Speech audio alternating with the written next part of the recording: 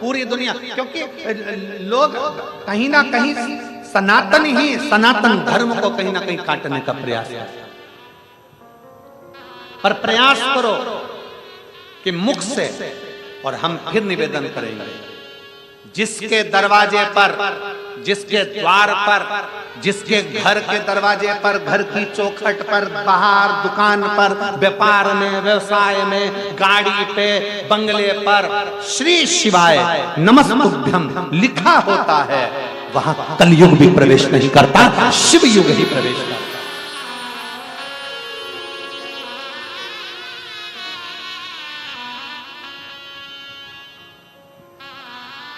वहां शिव है, और केवल अकेला शंकर नहीं, श्री शिवाय नमस्तुभ्यम में मेरे शंकर, पार्वती, गणेश, कार्तिकेय, रिद्धि, सिद्धि, जया, विषहरा, श्यामली बारी, दौतली, देव, अशोक सुंदरी, शिव के नंदी, और सब तुम्हारे रक्षा करने के लिए श्री शिवाय नमस्तुभ्यम में विराज। हमारी बात पर भरोसा नहीं हो तो गीता प्रेस गोरखपुर की शिव महापुराण लेकर आओ, उसकी विद्येश्वर संहिता को पढ़ो, उसमें निकालो कि श्री शिवाय नमस्तुभ्यम का मतलब क्या है। उसमें लिखा है श्री शिवाय नमस्तुभ्यम बोलने वाले के केवल मुख का दर्शन कर लो तो भी हजारों अश्वमेध यज्ञ का फल प्राप्त हो जाता है, हमारे दोष मिट जाते हैं, हमारे कष्ट मिट जाते हैं, हमारा दुख मिट जाता है। उसको पढ़ो, अध्ययन करो। किसी और वाला महाराज बोल रहा है तो किस में से बोल रहा है, हमें पढ़ना है। श्री शिवाय नमस्तुभ्यम का मतलब निकालना है, हम उसका अध्ययन करें, हम उसे पढ़ें, और उसमें पढ़ने पर तुम्हें मालूम पड़ेगा कि केवल बोलने से नहीं, अगर कोई श्री शिवाय नमस्तुभ्यम बोलता है, उसके मुख का भी दर्शन कर लेते हैं तो सारे पाठ छिन्न हो जाते हैं।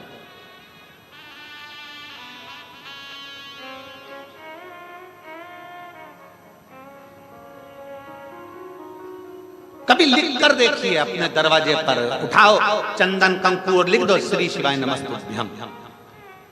कभी लिख कर देखिए अपनी गाड़ी पर, कभी लिख कर देखिए अपने व्यापार में। उस तत्व का आनंद क्या है, उसको बोलने का सुख क्या है।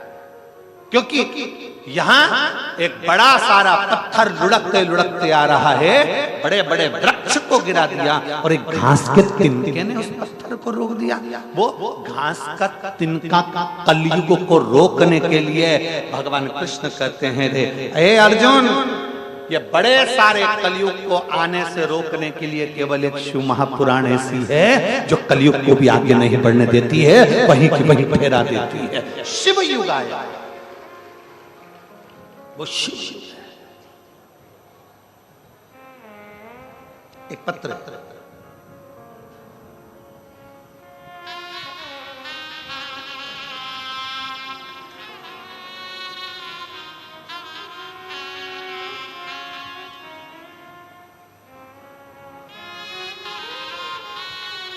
मेरा नाम पुष्पा सोनी, पति मोतीलाल सोनी, उम्र 45 वर्ष, रिसाई पारा धमतरी की निवासी। कहीं बैठी हो तो हाथ हिला सकते हैं, और बैठी हो तो बेलपत्र लेने के लिए आ सकते हैं। मेरा नाम पुष्पा सोनी, पति मोतीलाल सोनी, उम्र 45 वर्ष, रिसाई पारा धमतरी की निवासी हूँ गुरुदेव। मैं बाबा का क्या वर्णन करूं गुरुदेव। अक्टूबर 2023 को मुझे चेस्ट में कैंसर हो गया। मुझे स्तन कैंसर हुआ, चेस्ट का कैंसर हो गया गुरुदेव। पता चला डॉक्टर के हिसाब से तो मुझे थोड़े से दिन दिए गए, क्योंकि वो 4th स्टेज पर पहुंच चुका था। थोड़े से दिन दिए, पर मैंने हिम्मत नहीं आ रही, मैं आपको नहीं सुनती थी। पहली बार मेरे घर के लोगों के कहने पर मैंने टीवी चालू करी और आपकी कथा सुनना प्रारंभ करी। पशुपतिनाथ का व्रत मैंने करना प्रारंभ करा, बाबा से विनय करना प्रारंभ करी। प्रतिदिन शंकर को चढ़ाया हुआ जल पी लेती थी। डॉक्टर ने तो मुझे थोड़े से दिन जिंदा रहने के दिए थे, पर मेरे बाबा ने ऐसी कृपा करी, आज साल भर से ज्यादा हो गया, और बाबा की कृपा से मैं केवल जल और बाबा की बेलपत्र के बल पर आज मैं पूर्ण तरह से ठीक दिख रही हूँ। ये शिव की कृपा। इलाज कराओ, डॉक्टर को भी दिखाओ, डॉक्टर की दवाई भी खाओ, पर साथ में शंकर के ऊपर भरोसा। डॉक्टर शिव का एक रूप होता है, इसलिए डॉक्टर की दवाई खाना भी जरूरी है, औषधि खाना जरूरी है, जांचें कराना जरूरी है, पर साथ में शंकर को एक लोटा जल चढ़ाना भी जरूरी है। अपने विश्वास की मूलता को रखना चाहिए। एक लाइन अच्छी लिखी है, आप और हम सब मिलकर गुनगुनाते हैं। एलईडी पर वो लाइन चल रही है, आप भी साथ में बोल सकते हैं। भोलेनाथ दया करना,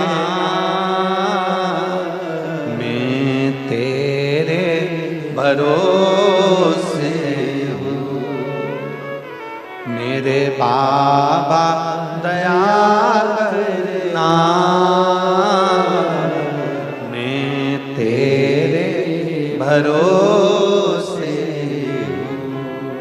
ना घर के भरोसे हूँ, ना परिवार के भरोसे हूँ, ना घर के भरोसे हूँ, ना परिवार के भरोसे हूँ। भोले बाबा दया करना, मैं तेरे भरोसे हूँ। मेरे बाबा दया करना, मैं तेरे भरोसे हूँ। हम उसके आश्रित हो जाए।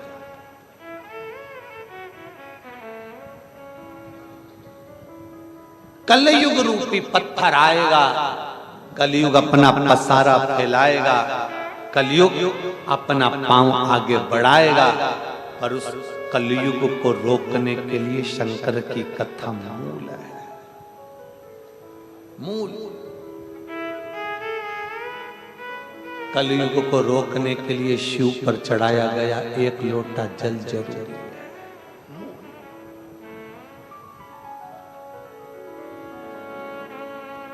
इसलिए वो स्मरण में आता ना कि कलयुग में शिव युग आया है, महादेव ये तेरा रचाया है।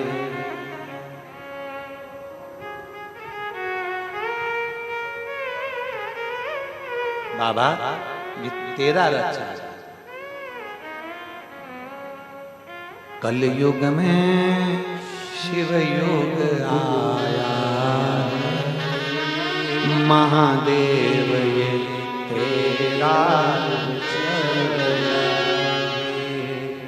गुरुदेव ये तेरा रचाया है, गुरुदेव ये तेरा रचाया है, महादेव ये तेरा रचाया है, महादेव ये तेरा रचाया है।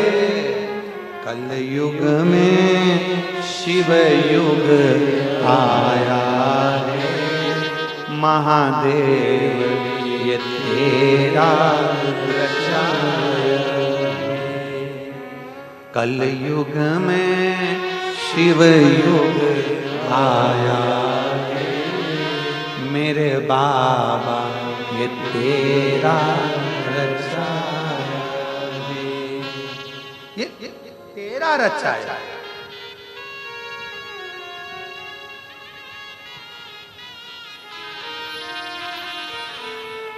ये उसका रचाया है।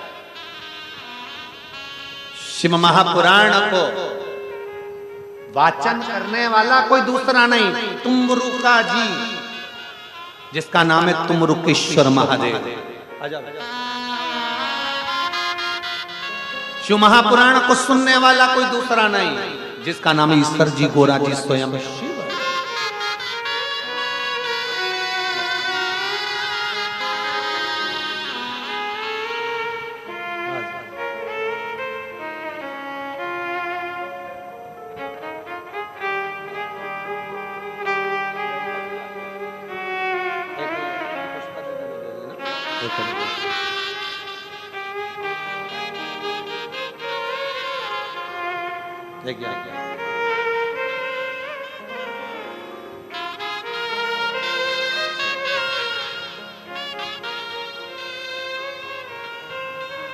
पुष्पा सोनी इनकी जेठानी है, जिनको जो तकलीफ थी बाबा ने ठीक करी है।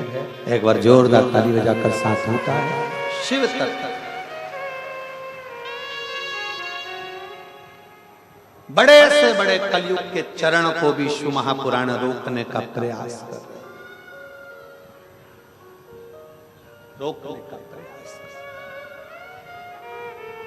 और निवेदन है, सारी दुनिया में जब हार जाओ, जब तुम्हें लगे कि अब मेरा जीवन बेकार सा हो गया, सब कुछ हार गए, तब आखिरी में एक बार सीहोर कुबेरेश्वर धाम जरूर आओ और उस बाबा से विनती करो।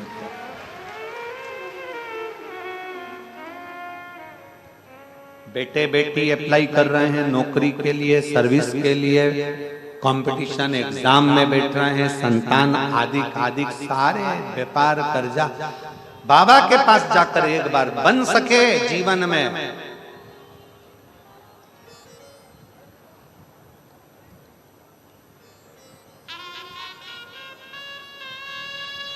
उसकी कंकर को उठाकर उसके पूजन कर उससे विनय करो, कंकर उठाकर उससे विनय करिए, निवेदन करिए, पूजन करिए और उससे कहिए बाबा से विनय करिए, स्वीकार करिए, स्वीकार। लाखों के दुखड़े जो तू हर गया डमरू वाले, तो मेरे दुखड़ों को देखकर क्यों डर गया डमरू, क्यों डर गया, किस लिए?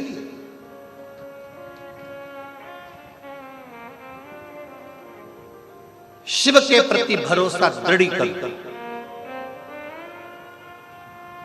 शंकर के प्रति विश्वास को दृढ़ कर,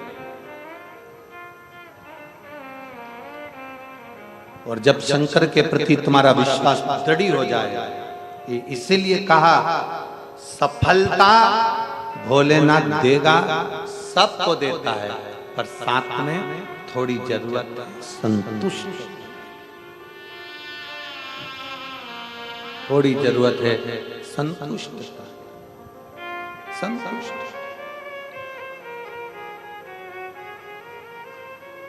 नित्य जपो, किसी भी शंकर के मंदिर में दर्शन करने जाओ, शिवालय में जाओ, भगवान शंकर के दरवाजे पर जाओ, किसी भी पुराण को सुनने के लिए जाओ, कहीं पर भी किसी की पुराण में जाओ, कहीं पर भी कोई गुरु से भी मिलने जाओ, तो प्रेम से हाथ जोड़कर जरूर कहो श्री शिवाय नमस्ते, प्रेम वश कही, प्रेम। और कोई जल्दी बनता है, कोई लेट बनता है, शंकर को जल चढ़ाने वाला एक दिन सेठ जरूर बनता है, ये निश्चित निश्चित। बस अपने अंदर पाप मत आने देना, अपने अंदर छल मत आने देना, अपने अंदर कपट मत आने देना। अपने अंदर छल कपट आ गया तो छल के बल पर कभी जल भी काम नहीं करता। भला करिए,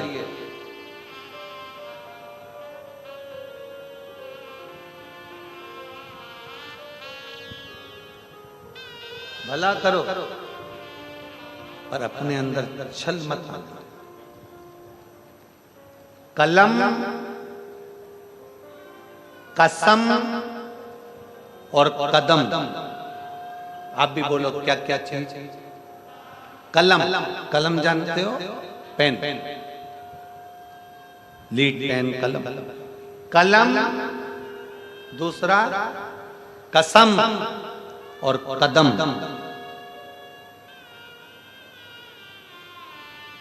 जब भी उठाना दूसरे की भलाई करने के लिए उठाना, दूसरे को बर्बाद करने के लिए मत उठाना।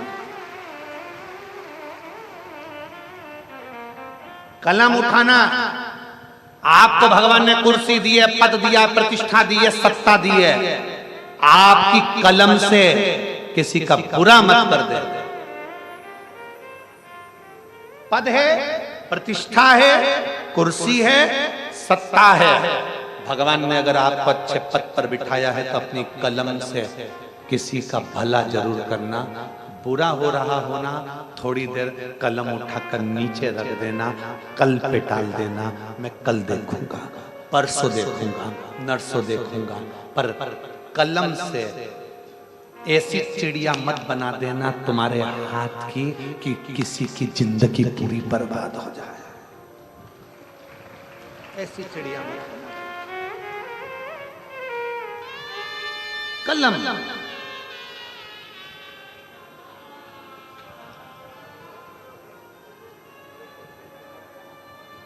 मेरे पत्रकार बंधु यहां पर बैठे हुए हैं, मेरे पत्रकार की कलम में भी वो दम होती है कि वो कलम के बल पर अपनी कलम अगर सत्यता में चला दे तो उस कलम के बल पर अच्छे अच्छे बेईमान को भी झुका कर मारता है। पत्रकार की कलम में वो दम होती है। कलम चलाना पर जनहित के लिए चलाना, राष्ट्र हित के लिए, देश हित के लिए, और किसी का भला हो सके उसके लिए कलम चलाना। दूसरे नंबर पर है कसम। कसम खाओ, पर ऐसी वैसी कसम नहीं। ऐसी कसम खाने वाले तो ढेर होते हैं। एक व्यक्ति ने एक गुरुजी से कहा, गुरुजी हमें तुम्हारा फोटो चाहिए। गुरुजी ने कहा मेरे फोटो का क्या करोगे, मैं तो तुम्हारे दिल में बसा हूं, फोटो का क्या करोगे। गुरुजी दुकान में लगाना है। दुकान में क्यों लगाना है? गुरुजी ग्राहक आते हैं ना तो बार बार कसम खाना पड़ता है।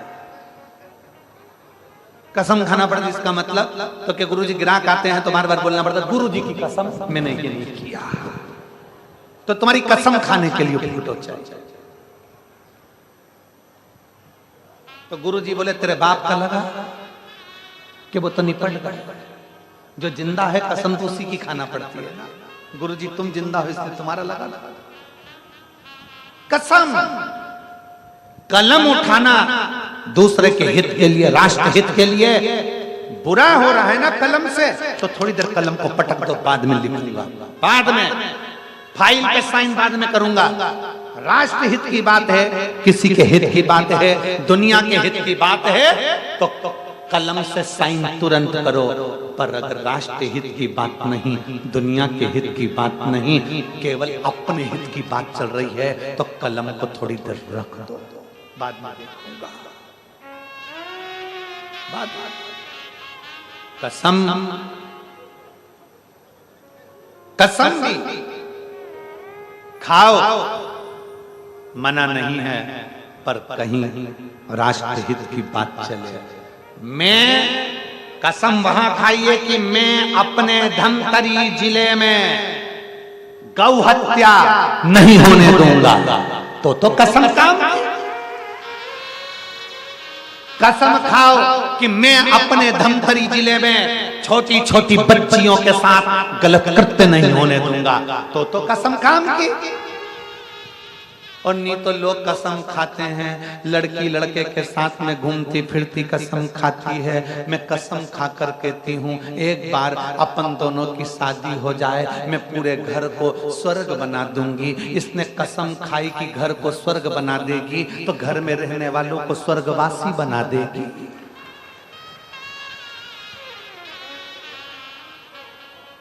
ऐसी कसम किस काम की?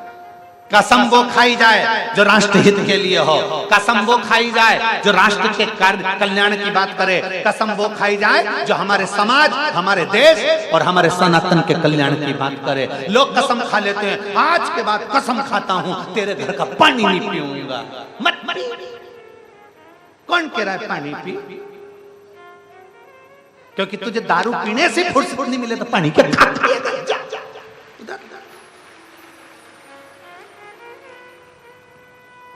काय को पिए? आज के बाद कसम खाता हूं मैं तेरा मुंडा नहीं देखूंगा। मत देख, मोबाइल से तो फुर्सत मिले।